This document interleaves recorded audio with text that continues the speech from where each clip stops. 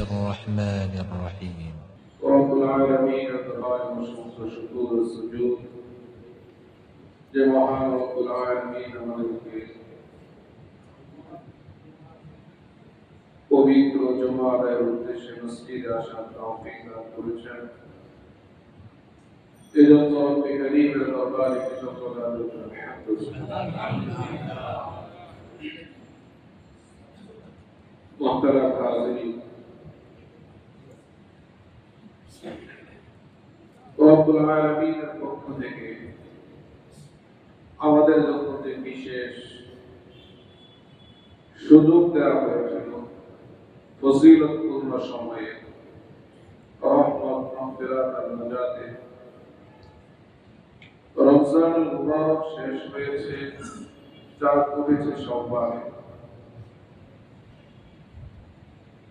আল্লাহ রাব্বুল আলামিন রমজানুল মুবারকের পরেও বান্দার প্রতি তার রহমতের যে অবারিত ধারা, সে ধারাকে বিলুপ্ত করে, সেটাকে আরো প্রলম্বিত করে রব্বুল আলামিন পরবর্তী শাওয়াল থেকে নিয়ে জিলহজের 12-13 পর্যন্ত এই সময়টিকে আশহুরুল হজ, যেটা ইসলামের ঈমানের পর যে 4টি রুকন রয়েছে এর মধ্যে অন্যতম একটি হজ, এই 4টিকে হজের মাস হিসাবে আল্লাহ রাব্বুল আলামিন কোরআনে কারিমে দিয়েছেন।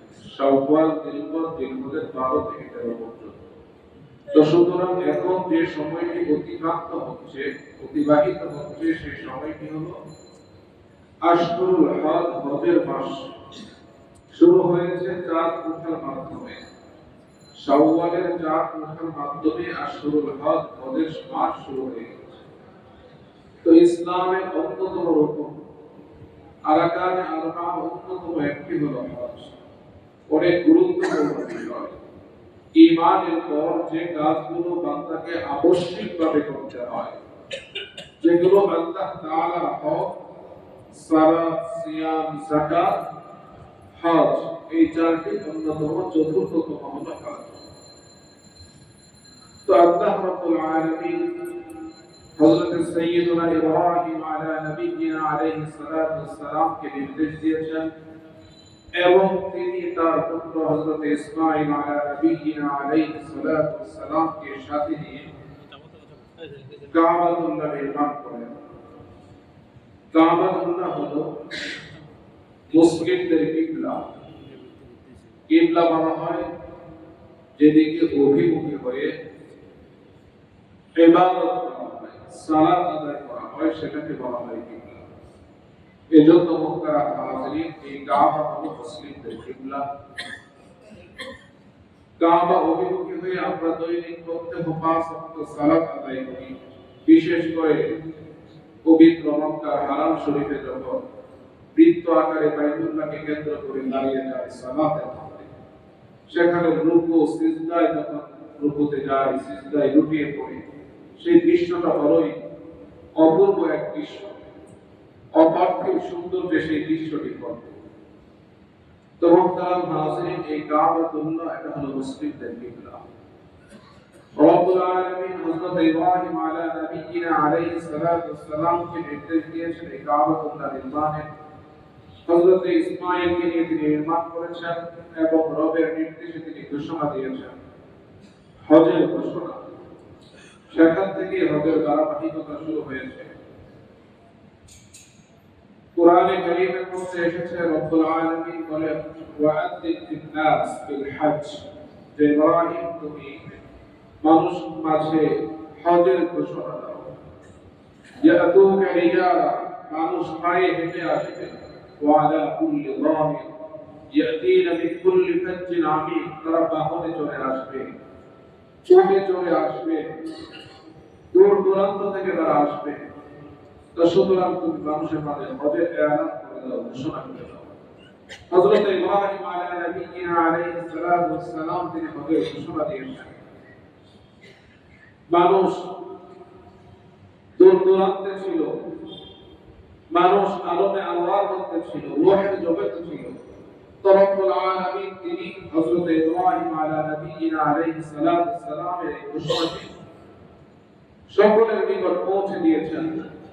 হযরত ইব্রাহিমের ঘোষণায় যারা লাব্বাইক বলেছে, যারা তালবিয়া পাঠ করেছে, আল্লাহ তাআলা তাদেরকে হজের তৌফিক দান করবেন।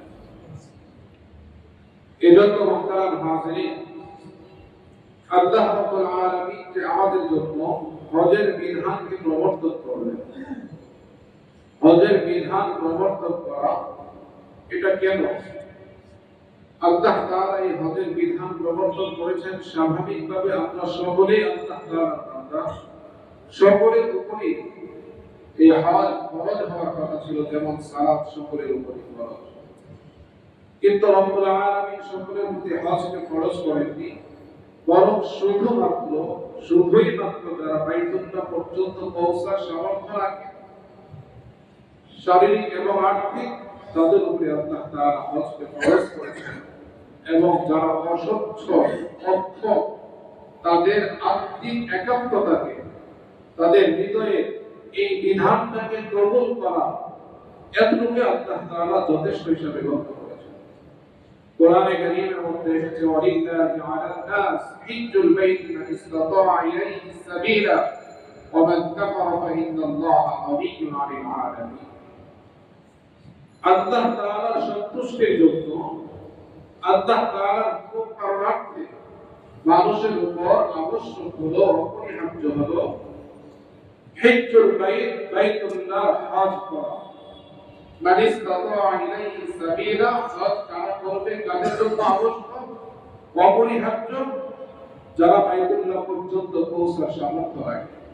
ওয়া মান কাফারা, রব্বুল আলামিন বলেন বাইতুল্লাহ পর্যন্ত পৌঁছার সামর্থ্য থাকা সত্ত্বেও যারা হজ পালন করে না, যারা অস্বীকার করে, ফাইন্নাল্লাহা গানিয়্যুন আনিল আলামিন, রব্বুল আলামিন তিনি তো হুকুম করেছেন পালন করা না করা এই ব্যাপারে বান্দা স্বাধীন, কিন্তু আল্লাহ তাআলা যা অবধারিত করেছেন সে বিষয়ে কেউ যদি অবহেলা করে, অবজ্ঞা করে, অস্বীকার করে, তো আল্লাহ তাআলা তিনি নির্মুখাপেক্ষী, তিনি কারো মুখাপেক্ষী নন, কারো মুহতাজ।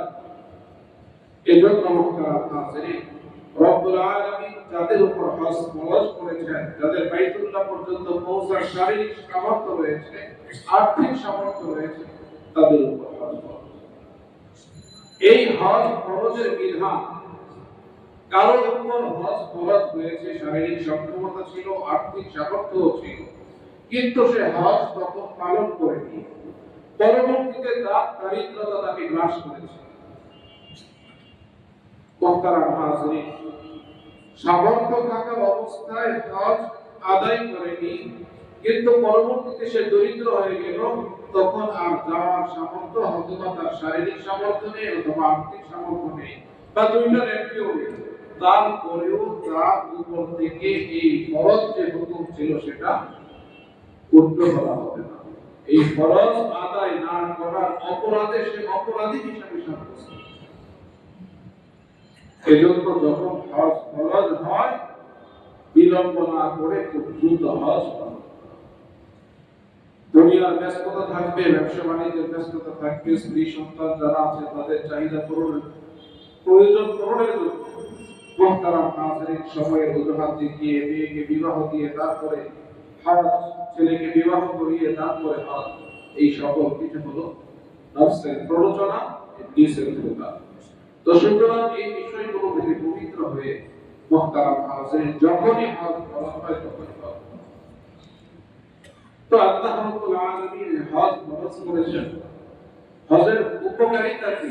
হজ আদায় করলে কি লাভ, কি উপকারিতা, কি ফায়দা এর মধ্যে রয়েছে?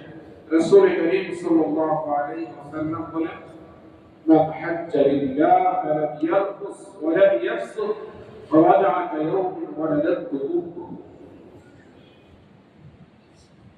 যে হজ পালন করবে লিল্লাহ, আল্লাহর জন্য, আল্লাহ সন্তুষ্টির জন্য, কোন খ্যাতি অর্জনের জন্য নয়, মানুষের প্রশংসা করানোর জন্য নয়, হজ পালনের মাধ্যমে মানুষের নিকট সম্মানিত হওয়ার জন্য নয়, গৌরব অর্জন করার জন্য নয়, হজ করবে শুধুই মাত্র লিল্লাহ, শুধুই মাত্র আল্লাহ। ওয়ালাম ইয়ারফুস, এই হজ পালন করতে গিয়ে সে কোনো ধরনের অশ্লীলতায় লিপ্ত হবে না, অনেক ইয়াকসু কোনো ধরনের পাপাচারিতে সে লিপ্ত হবে না।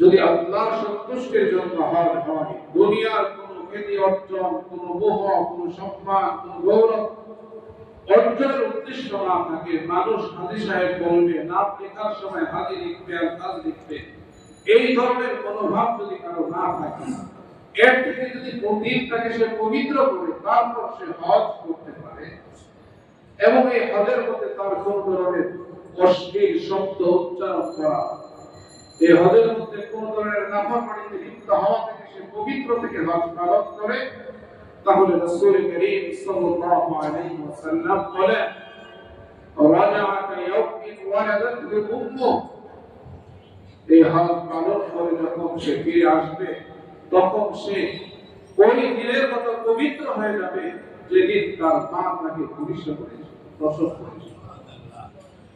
সুবহানাল্লাহ, কত বড় ফজিলতের বিষয়। মুহতারাম হাজিরিন, এই ফজিলত অর্জনের জন্য এই শব্দগুলো, হজ শুধুই মাত্র আল্লাহর জন্য হতে হবে, শুধুই মাত্র আল্লাহর জন্য, নামের শুরুতে একটি উপাধি যোগ করার জন্য নয়। অনেক সময় দেখা যায় অনেক ভাইকে আল্লাহ মাফ করে যে নামের শুরুতে কোথাও নাম লিখলো, আমি হজ করেছি আল্লাহ লিখলাম, এজন্য মনে কষ্ট হবে, অথবা ভাবেন যে আমি হজ করেছি তিনি জানেন না। ভাই, হজ কাউকে জানানোর জন্য নয়, হজ তো আমি করবো আমার রবের সন্তুষ্টির জন্য। সালাত যেমন ফরজ, হজ তো তেমনই ফরজ। সিয়াম যেমন ফরজ, রমজানুল মুবারককে সামর্থ্যবানদের উপর হজ জীবনে একবার ফরজ।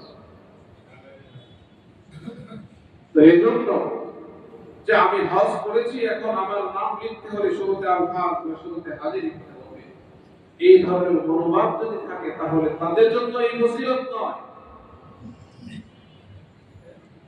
আমি যেদিন দুনিয়াতে এসেছি সেদিন যেমন আমার পবিত্রতা ছিল, আমলনামাটা যেমন পবিত্র ছিল, শুচি শুভ্র ছিল, ঠিক সেই শুচি শুভ্র জীবন পাওয়ার জন্য প্রথম শর্ত যে এটা আল্লাহর জন্য হতে হবে।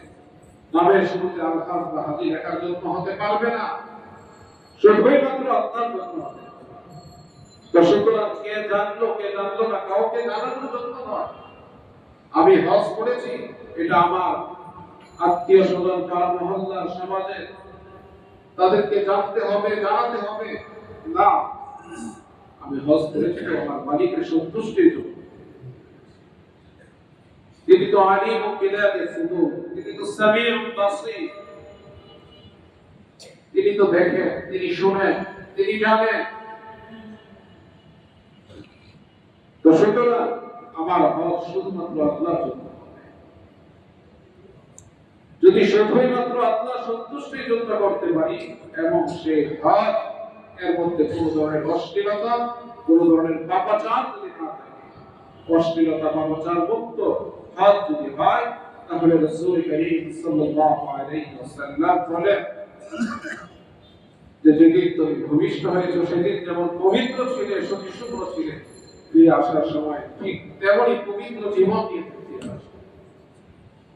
কোরআনে কারীমের মধ্যে আরেকটি শব্দ যোগ করা হয়েছে, এখানে তিনটি বলা হয়েছে।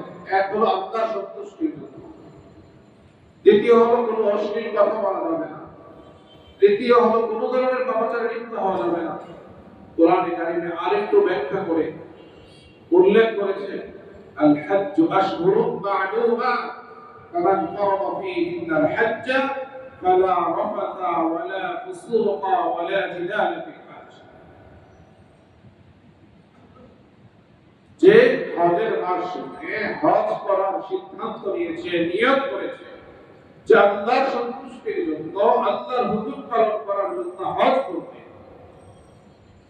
সুতরাং সে হজের মধ্যে কোনো অশ্লীল শব্দ, বাক্য সে উচ্চারণ করতে পারবে না, কোনো পাপাচারে লিপ্ত হতে পারবে না, ওয়ালা জিদালা ফিল হজ্জ, এবং কোনো তর্ক বিতর্ক সে লিপ্ত হতে পারবে না, ঝগড়াঝাটি করতে পারবে না, পারস্পরিক কলহ, ঝগড়া হজের মধ্যে এগুলো সম্পূর্ণ করতে। হজ ছাড়াও এই বিষয়গুলো, হজ ছাড়াও সালাত মানুষকে দেখানোর জন্য ফাওয়াইলুল লিল মুসাল্লিন আল্লাযীনা হুম আন সালাতিহিম সাহুন। মুহতারাম হাজিরিন, রব্বুল আলামিন বলেন ধ্বংস ওই সকল সালাত আদায়কারীদের, নামাজীদের যারা তাদের নামাজে ভালো থাকে। আল্লাযীনা হুম ইউরাউন, যারা মানুষকে দেখানোর জন্য নামাজ পড়ে যে মানুষ নামাজি বলবে, তাদের জন্য ধ্বংসের কথা। নামাজটা যেমন আমি আল্লাহর জন্য, হজটাও আমার আল্লাহ। কেউ আমাকে নামাজি বলবে এই জন্য নামাজ পড়া যাবে না। নামাজ তো করবো আমার রবের হুকুম পালন করার জন্য, নামাজ তো করবো রবের সন্তুষ্টি অর্জনের জন্য, নামাজ তো করবো রবের নৈকট্য অর্জনের জন্য। ঠিক তেমনি ভাবে হজ আল্লাহর জন্য, আল্লাহর সন্তুষ্টি অর্জনের জন্য, আল্লাহ তাআলার হুকুম পালন করার জন্য। রব আমাকে সামর্থ্য দিয়েছেন। আমার সমাজে আমার আত্মীয় স্বজনের মধ্যে অনেকে আছে যাদেরকে আল্লাহ তাআলা সামর্থ্য দেননি, তো রব্বুল আলামিন আমাকে সামর্থ্য দিয়েছেন, আমার উপর হজের বিধান খরচ করেছেন, সেই শুকরিয়া আদায় করার জন্য। মুহতারাম হাজিরিন, হজ শুধুই মাত্র আপনার। ফালা জিদালা ফিল হজ, হজের মধ্যে কোন ধরনের ঝগড়া বিবাদ তর্ক বিতর্কে লিপ্ত হওয়া যাবে না। এই কাজগুলো হজের সময় ছাড়া অন্যান্য সময়েও ইসলামী শরীয়তে নিষিদ্ধ। হারাম। হজের মধ্যে তখন এর গুরুত্বতা, এর গুরুত্ব আরো বেড়ে যায় যে পূর্ণ সময়টা তো আমি আল্লাহর সন্তুষ্টির জন্য বের হয়েছি, পূর্ণ সময়টা আমার ইবাদতের মূল সময়। তো ইবাদত চলবে, নাফরমানিও চলবে, ইবাদত চলবে, ঝগড়া বিবাদ চলবে, ইবাদত চলবে, অশ্লীল মোহ শব্দ জবান থেকে উচ্চারিত হবে, ইবাদত চলবে, পাপাচার চলবে।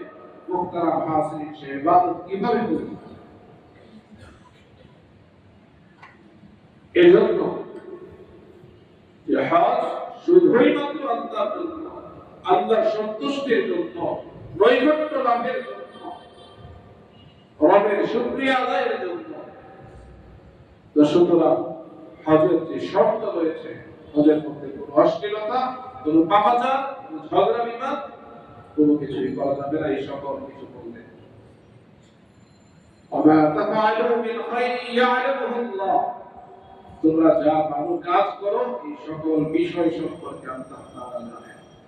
হজের মধ্যে যে সকল ইবাদত তোমরা করবে, এই সকলের সকল ইবাদত, সকল দোয়া, মুনাজাত, কান্নাকাটি, সকল কিছুই তো আল্লাহ তাআলা দেখেন। মন্দ করো সেটাও দেখেন।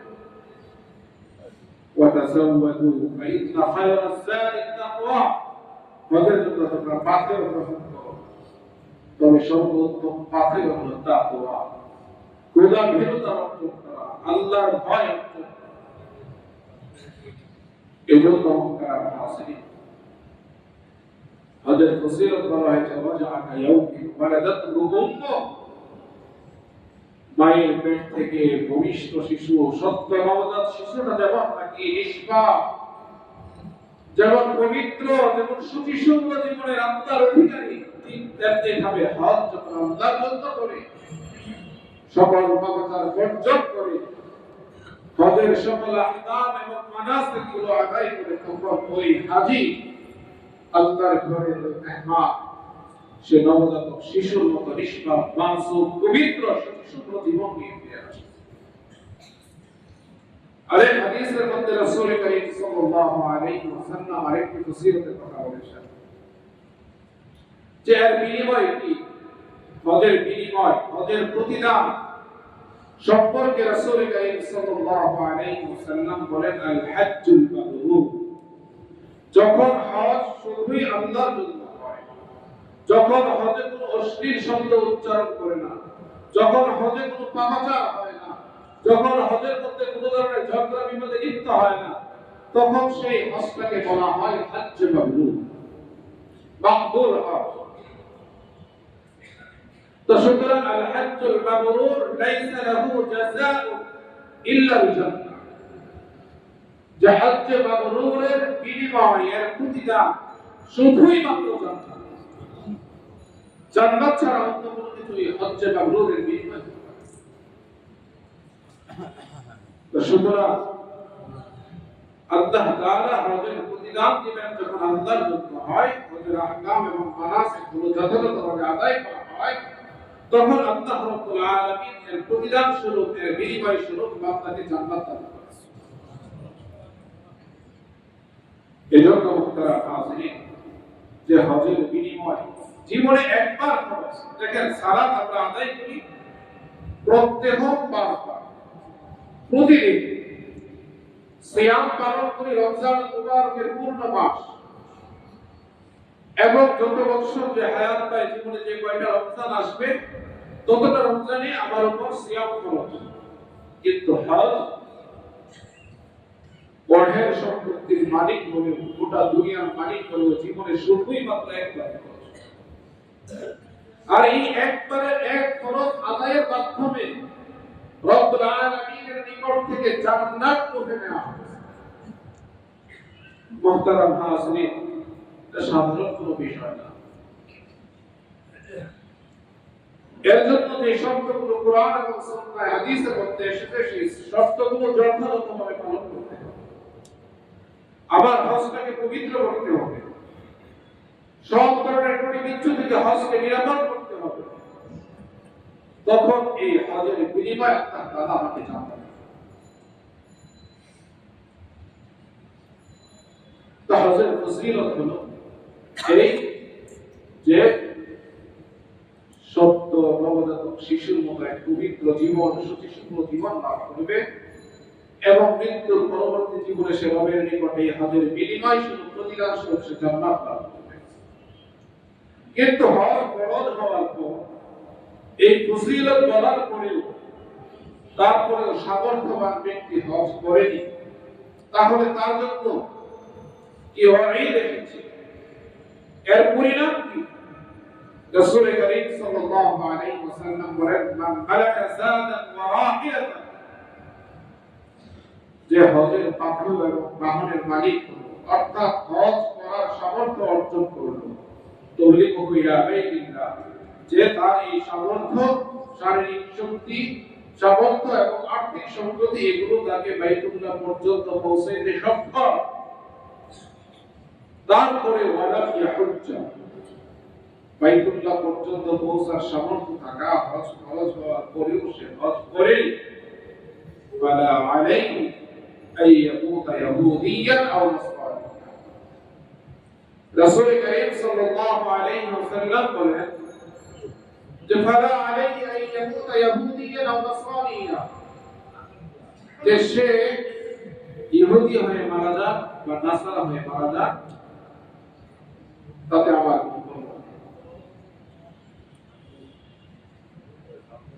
হজ ফরজ হওয়ার পর, হজ যদি না করা হয়, তাহলে মুহতারাম হাজিরিন, রাসূল করিম সাল্লাল্লাহু আলাইহি ওয়াসাল্লামের এই ওয়াঈদ, এই হুঁশিয়ারি, এই ধমকি, যে ফালিয়ামুত ইনশা ইয়াহুদিয়া ওয়া ইনশা নাসরানিয়া, তাই সে ইহুদি মারা যাক বা নাসারা মারা যাক, তাতে আমার কিছু যায় আসে না। হযরত ওমর ইবনে খাত্তাব রাদিয়াল্লাহু তাআলা আনহু বলেন যে রাসূল করিম সাল্লাল্লাহু আলাইহি ওয়াসাল্লামের এই উক্তি, এই হুঁশিয়ারি, এই ধমকি, এই সতর্কবাণী, এই বিষয়টা এতটাই গুরুত্বপূর্ণ, এতটাই ভয়াবহ, যে যদি কেউ হজ ফরজ হওয়ার পর হজ আদায় না করে, তাহলে নিশ্চিতভাবে সেই ঈমান হারা হয়ে দুনিয়া থেকে যাবে। হয়তো সে ইহুদি হয়ে যাবে, অথবা সে নাসারা হয়ে যাবে, ঈমান নিয়ে দুনিয়া থেকে যেতে পারবে না। ওমর ইবনে খাত্তাব রাদিয়াল্লাহু তাআলা এই হাদিস সম্পর্কে উক্তি, যে ঈমান নিয়ে দুনিয়া থেকে সে যেতে পারবে।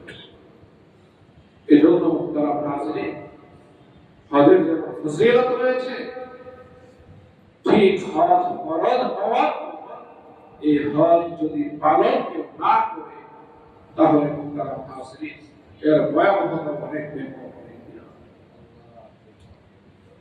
এজন্য যাদেরকে রব্বুল আলামিন তাদেরকে সামর্থ্য দিয়েছেন, যাদের উপর হজ ফরজ করেছেন, তাদের উচিত হলো, করণীয় হলো অতি বিলম্বে হজ আদায় করা। মেয়ের বিবাহে উপযুক্ত হয়েছে, দায়িত্ব, তাকে বিবাহ দিতে হবে, হজ ফরজ হয়েছে, এটাও দায়িত্ব, হজ পালন করা। মেয়েকে বিবাহ দেওয়ার জন্য শরীয়ত কোনো সময় নির্ধারণ করে দেয়নি যে তুমি বৎসরে একবার নির্ধারিত একটা সময় এই 2-1 দিনের মধ্যে বিবাহ ঠিক করতে হবে, এই 2-1 দিন ছাড়া আর মেয়েকে বিবাহ দেওয়া যাবে না, আবার এই সময় অপেক্ষা করতে হবে। কিন্তু হজের তো নির্ধারিত সময়, 8 জিলহজ থেকে নিয়ে 12 জিলহজ পর্যন্ত। যারা 12 জিলহজ মিনার এলাকা ছাড়তে না পারে তারা অবস্থান করে পরবর্তী 13 জিলহজ রবিয়ে যাওয়া করে তারপর ফিরে আসে। এই সবাই ছাড়া বৎসরে আর কখনো তো হজ করার কোনো সুযোগ নেই।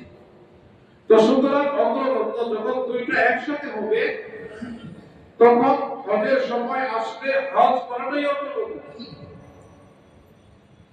ছেলে মেয়ের বিবাহ সাথে বিষয়টা সেখানে হজের ক্ষেত্রে প্রতিবদ্ধ হতে পারে না, কারণ এই সময়টা যখন চলে যাবে আবার এই সময় অপেক্ষা করতে হবে। তো আমি যে অপেক্ষা করছি আরো 1 বছর আমার হায়াত আছে কি নাই এটা নিশ্চিত আমি বলতে পারি। এজন্য তারা হাজিরিন আমাদেরকে বুঝতে হবে যে আসলে আল্লাহ তাআলার হুকুম এই হজ পালন করা, হজ আদায় করা, এই ক্ষেত্রে বৈষয়িক কোনো বিষয় প্রতিবন্ধক হতে পারে না। এটা শরীয়তের বিষয়। ব্যবসা বাণিজ্যের ঝামেলার কথা বলবেন, নিজের সামাজিক দায়িত্বের কথা বলবেন, পরিবারের দায়িত্বের কথা বলবেন, যে নিজের পরিবার পরিজনকে নিয়ে থাকার মতো একটি ঘর করে নেই, বাড়ি করে নেই, না। বৈষয়িক কোন বিষয়কে সামনে রেখে আল্লাহ তাআলার হুকুমকে বিলম্বিত করা এর কোনো সুযোগ নেই। এই জন্য হজ যাদের উপর ফরজ হয়েছে তাদের উচিত অনেক মসজিদগুলোতে যে এই হজ আল্লাহ তাআলার পক্ষ থেকে যে আমার উপর ফরজ হয়েছে সেই ফরজকে আদায় করা। মুহতারাম হাজিরিন, তো সুতরাং হজের যে উপকারিতা, ফায়দা, ফাজাইল, ফজিলত সম্পর্কে আমরা জেনেছি, না করার পরিণাম হবে। এখন যে সকল ভাইরা তাওফীক লাভ করেছেন বাইতুল্লাহ জিয়ারতের, বাইতুল্লাহ হবে, তাদের প্রয়োজন হলো হজের পরিপূর্ণ প্রস্তুতি গ্রহণ করা। আজকের জুমার সালাত আদায়ের জন্য আমরা প্রস্তুতি নিয়েছি, আগামীকালকে জোহরের প্রস্তুতিও আমরা গ্রহণ করব।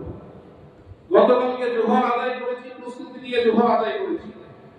গতকালকের জোহর বা আগামীকালকের জোহর আর আজকের জুমার প্রস্তুতি এক নয়। আজকের জুমার যে প্রস্তুতি আমি নিয়েছি যেভাবে যতটুকু সময় ব্যয় করে, জোহরের প্রস্তুতি ততটুকু সময় ব্যয় করে আমি জুমা আদায়ের জন্য মসজিদে এসেছি, যতটুকু সময়কে আমি হিসাব করে যে মসজিদে কতটুকু সময় আমি অবস্থান করব, জোহর আদায় করার জন্য এতটুকু লম্বা সময় নিয়ে মসজিদে আমরা আসি। কারণ জোহরের গুরুত্ব, জোহরের মর্যাদা, ফজিলত আর জুমার ফজিলত এক নয়। ঠিক তেমনি ভাবে হজ জীবনে একবার ফরজ এবং হজ নির্ধারিত সময়ে ফরজ, নির্ধারিত স্থানের সাথে এর হুকুম আহকামগুলো সম্পৃক্ত।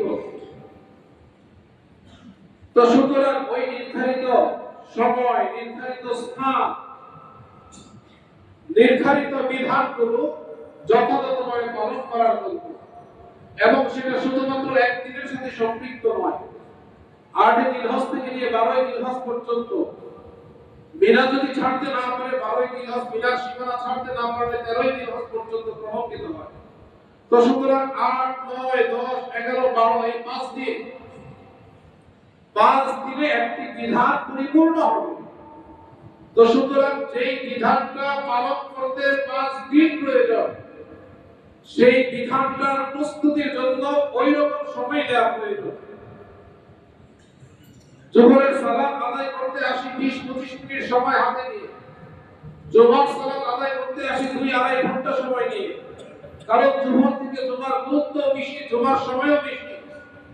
ঠিক তেমনি ভাবে হজের জন্য 5 দিন কমপক্ষে সময়, তো সুতরাং ওই 5 দিন এক স্থানে নয়, আমি জুমা পড়ি এক স্থানে পড়তে পারি, কিন্তু দেখা যায় যে আমার এই হজ 5 দিনের হুকুম আহকাম বিধিবিধানগুলো আমাকে মক্কায় অবস্থান করতে হবে, আমাকে মিনায় অবস্থান করতে হবে, আমাকে আরাফার উকুফ করতে হবে, আমাকে মুজদালিফার উকুফ করতে হবে, আমাকে রমিয়ে জামারা করতে হবে, পরপর 3 দিন মিনায় রাত যাপন করতে হবে।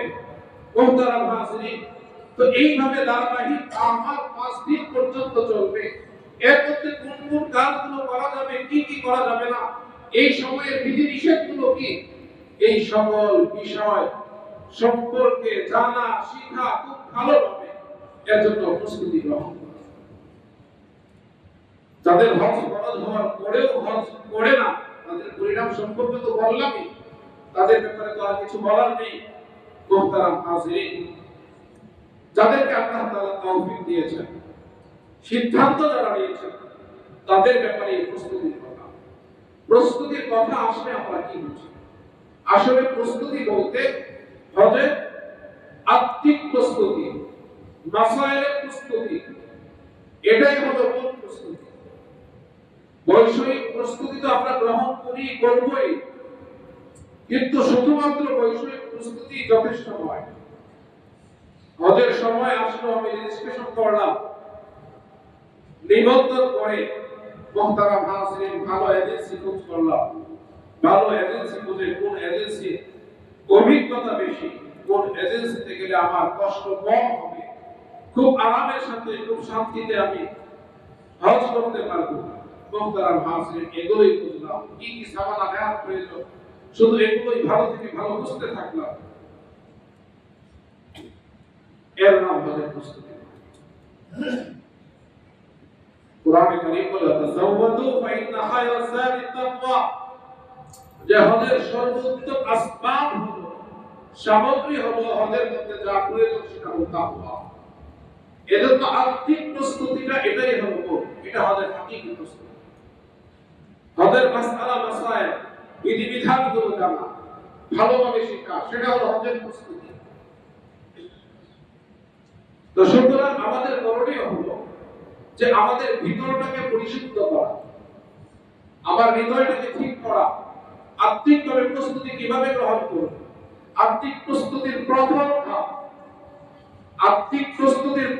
ধাপ হলো আমার জীবনে আমি চলতে ফিরতে, আমার লেনতে ওঠা বসা আচার আচরণে, আমার পরিবার থেকে নিয়ে আমার সমাজ, আমার আত্মীয় স্বজন, আমার পড়শি যারা আছেন, তাদের সাথে আমার যদি কোনো অন্যায়মূলক আচরণ হয়ে থাকে, সেগুলো শুধরে নেন, তাদের কাছ থেকে ক্ষমা চেয়ে নেন।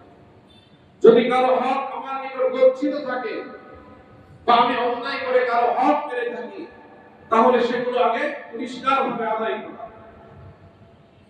মুহতারাম হাজিরিন, আমি কারো হক মারলাম,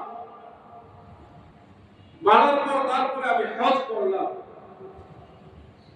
হজ করার পর আমি এখন হজের যে ফজিলত, যে পবিত্র হয়ে ফিরে আসা, হজের যে বিনিময় জান্নাত, মুহতারাম হাজিরিন, সেটা আমি অর্জন করব কিভাবে? হাদিসের মধ্যে এসেছে, শহীদের যে ফজিলত দেওয়া হয়েছে, তাদের সকল গুনাহকে আল্লাহ তাআলা ক্ষমা করে দিবেন। রাসূল করিম সাল্লাল্লাহু আলাইহি ওয়াসাল্লাম বলেন, ইউগফারু লিশ-শাহীদ কুল্লু যামবিন ইল্লা আদ-দাইন, শহীদের সকল গুনাহ তার শাহাদাতের মাধ্যমে আল্লাহ তাআলা ক্ষমা করে দেন, পবিত্র করে দেন, তবে যদি সে ঋণগ্রস্ত থাকে, ওই ঋণ আল্লাহ তাআলা ক্ষমা করে দেন। একটা হলো ঋণ, আরেকটা হলো যে আমি কারো উপর জুলুম করেছি, দুইটা ভিন্ন জিনিস। ঋণ তো স্বেচ্ছায় দিয়েছে, নির্ধারিত সময়ে পরিশোধ করার কথা সে পরিশোধ করেনি, কিন্তু যদি সেটা অন্যায় ভাবে হয়, সেটা তো জুলুম।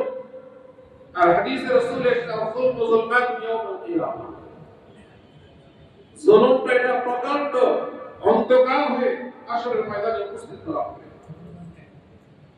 মুহতারাম হাজিরিন, তো এজন্য আত্মিক প্রস্তুতির প্রথম ধাপ হলো যে এই দুনিয়ার সাথে সম্পৃক্ত যা কিছু আছে, কেউ যদি আমার প্রতি কারো কোনো দাবি থাকে, হক থাকে, সে হকগুলো যথাযথভাবে তাদেরকে বুঝিয়ে দেওয়া, ন্যায়সঙ্গত সকল হক আদায় করা, এটাই হলো প্রথম প্রস্তুতির প্রথম।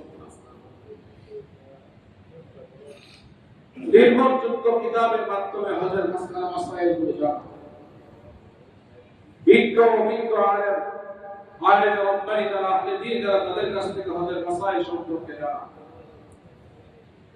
জেনে বুঝে শিখে তাদের থেকে তারবিয়ত নিয়ে নিজেকে প্রস্তুত করা, এর নাম হলো হজের প্রস্তুতি। কেমন প্রস্তুতি? মুহতারাম হাজিরিন, হজের প্রস্তুতি বলতে বোঝায় যে আমার ইচ্ছা অনিচ্ছার কোনো দখল থাকবে না, আমার কোনো স্বাধীনতা থাকবে না। কারণ হজের মধ্যে যে আমরা ইহরাম ধারণ করি, তালবিয়া পাঠের মাধ্যমে যে ইহরাম ধারণ করি নিয়তের সাথে, সেখানে আমরা একটা শব্দ অধিক উচ্চারণ করি, সেই শব্দটা হলো লাব্বাইক। লাব্বাইক আল্লাহুম্মা লাব্বাইক, লাব্বাইক লা শারীকা লাক, লাব্বাইক ইন্নাল হামদা ওয়ান নি'মাতা লাক ওয়াল মুলক লা শারীকা লাক। এখানে চারবার লাব্বাইক শব্দটি উচ্চারণ করা হচ্ছে। কেন? লাব্বাইক শব্দের অর্থ যে আমার মালিক, আমার রব, আমি আপনি। দুনিয়ার ধান্দা, শয়তানের ধোঁকা, নফসের প্ররোচনা, এই সকল কিছুর কারণে আমি তোমার হুকুম আহকামকে ভুলে গিয়েছিলাম, তোমার বিধানকে ভুলে গিয়েছিলাম, নিয়ামত ভুল করেছি, তোমার যা অর্জন করেছি, শক্তি, সামর্থ্য, মেধা, এই সকল কিছু তোমার দান। তোমার সেই দান গ্রহণ করে আমি নাফরমানি করেছি, ভুলে গিয়েছিলাম, তোমার রহমত থেকে নিজেকে দূরে সরিয়ে নিয়েছিলাম। এখন সময় হয়েছে, বুঝে আসছে। তো সুতরাং মালিক, আমি হাকিক, আমি তোমার দরবারে উপস্থিত। বারবার এই কথা আওড়ানো, ইহরাম থেকে নিয়ে মুহতারাম হাজিরিন প্রথম দিন জামানায় রবির পূর্ব পর্যন্ত এই তালবিয়া চলতে থাকবে। এবং রাসূল করিম সাল্লাল্লাহু আলাইহি ওয়াসাল্লামকে জিজ্ঞাসা করা হয়েছিল, সাহাবায়ে কেরাম জিজ্ঞাসা করেন যে সর্বোত্তম হজ কোনটি? রাসূল করিম সাল্লাল্লাহু আলাইহি ওয়াসাল্লাম বলেন, সর্বোত্তম হজ হলো যে হজের মধ্যে হাজিরা উচ্চ স্বরে বেশি থেকে বেশি পরিমাণে তালবিয়া পাঠ করে।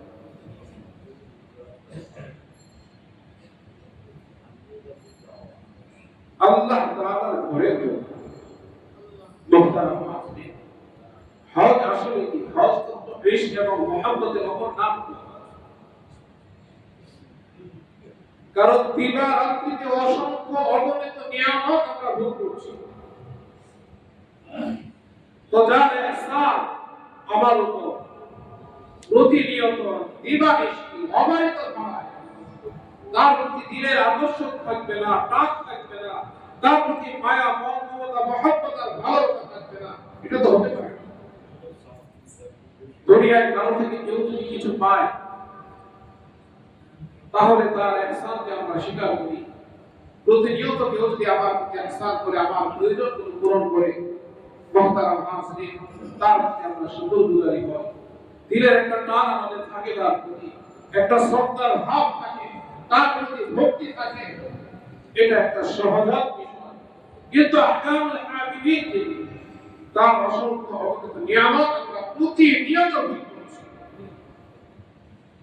ওয়া ইন তাউদ্দু নি'মাতাল্লাহি লা তুহসুহা, রব্বুল আলামিন বলেন, যদি নিয়ামতের তোমরা গণনা করতে চাও তাহলে শেষ করতে পারবে না। কিন্তু অসংখ্য অগণিত নিয়ামত তোমরা ভোগ করছো প্রতিনিয়ত। রবের নিয়ামতে আকণ্ঠ ডুবে থেকে সেই রবকে ভালোবাসবে না, এটা তো হতে পারে না। বরং যার দিল আছে, যার দিল যতটুকু জিন্দা, যতটা সবুজ, রব্বুল আলামিনের প্রতি তার মহব্বত ততটাই গভীর, ততটাই। দুনিয়ার সাধারণ সম্পর্কের কারণে মানুষ যখন নাকি পরস্পর একে অপরের সাথে সম্পর্ক হয়, একে অপরের যখন সকল বিষয় যখন খেয়াল রাখে, মুহতারাম হাজিরিন, একে অপরের সহযোগী হয়, তখন পারস্পরিক ভালোবাসা, হৃদ্যতা সেটা কোন পর্যায়ে পৌঁছে আসে। দীর্ঘ সময় একে অপরের থেকে যদি বিচ্ছিন্ন হয়, তাহলে তাদের সাথে যোগাযোগের ব্যবস্থা বর্তমান প্রযুক্তি মোবাইলের মাধ্যমে যোগাযোগ সকল বিষয়ের আপডেট চলতে থাকে। তাহকামুল হাকিমিন যিনি, যার অসংখ্য অগণিত নিয়ামত আমি আপনাকে ভোগ করছি, তো তাকে তো আর দেখা যাবে না। দুনিয়ার এই স্থূল চক্ষু দ্বারা রব্বুল আলামিনকে দেখা যাবে না, দেখা যায় না, সম্ভব না। মুসা আলাইহিস সালাম তিনি চেয়েছিলেন রব্বুল আলামিন তার নূরের তাজাল্লি দিয়েছেন পাহাড়ের মধ্যে দূর পর্বতে। আল্লাহ মুসা যায়কা, হযরত মুসা রব্বুল আলামিনকে দেখেননি, রবের নূরকেও দেখেননি, বরং নূরের তাজাল্লি পাহাড়ের মধ্যে ফেলেছেন। সেই তাজাল্লির দিকে দৃষ্টি দেওয়ার সাথে সাথে তিনি বেহুশ হয়ে গেলেন, অজ্ঞান হয়ে গেলেন। এই স্থূল চক্ষু দ্বারা রবকে দেখা যাবে না। মুহতারাম হাজিরিন, এজন্য আল্লাহ রাব্বুল আলামিন রবের আশিক মাহবুব, প্রিয় বান্দা যারা রবকে ভালোবাসে, তাদের জন্য, তাদের ওই হৃদয়কে প্রশান্তি দেওয়ার জন্য, রবের নৈকট্যের স্বাদ দেওয়ার জন্য আল্লাহ তাআলা এই বাইতুল্লাহকে, এই কাবাতুল্লাহকে তার ঘর হিসেবে সাব্যস্ত করেছেন। কিছু তার সাথে কিছু স্থান, কিছু বিষয়কে শাআইরুল্লাহ, আল্লাহ তাআলার নিজস্ব পরিচয় চিহ্ন হিসেবে আখ্যা দিয়েছেন, যাতে করে রব্বুল আলামিনের প্রেমপ্রাপ্ত হৃদয় কিছুটা সেখানে গিয়ে প্রশান্তি লাভ করে হৃদয় শীতল হয়, যাতে রব্বুল আলামিনের সান্নিধ্যের কিছুটা স্বাদ তারা অনুভব করে।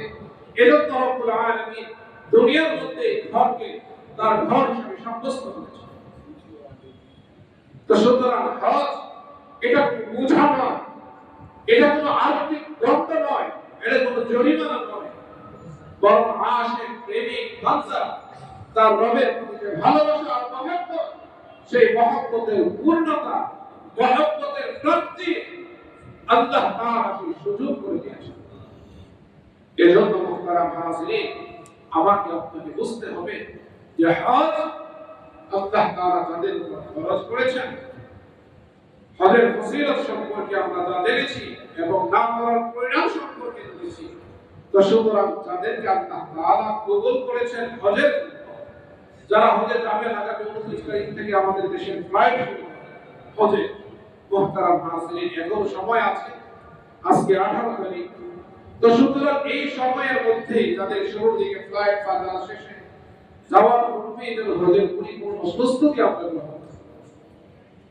এমন না হয় যে বাস এখন মোটামুটি আমার সকল ধরনের বৈষয়িক প্রস্তুতি তো হয়ে গেল, হজের ফ্লাইট আসবে, আমি বিমানে চড়লাম, আর গিয়ে জিদ্দায় নেমে মুহতারাম হাজিরিন ওই কাফেলার সাথে ঘুরলাম, কাফেলার সাথে ঘুরে ফিরে হজ করে চলে আসলাম।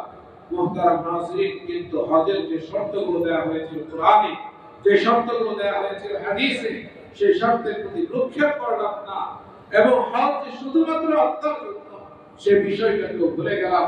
মানুষ হাজী সাহেব বলবে বা লিখবে বা মানুষকে জানাবো, এই ধরনের মনোভাব যদি থাকে, তাহলে মুহতারাম হাজিরিন শুধুমাত্র এটা একটা সফর হবে, একটা ভ্রমণই হবে, কিন্তু হজের যে ভাষায়, হজের যে বিনিময় প্রতিদান রাসূল করিম সাল্লাল্লাহু আলাইহি ওয়াসাল্লাম আমাদেরকে জানিয়েছেন, তার কিছুই অর্জন নেই।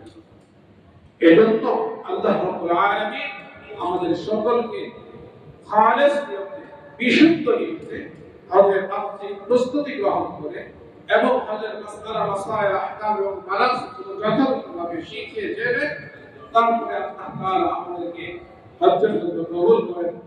আমিন ওয়া আখিরু দাওয়ানা আলহামদুলিল্লাহি রাব্বিল আলামিন।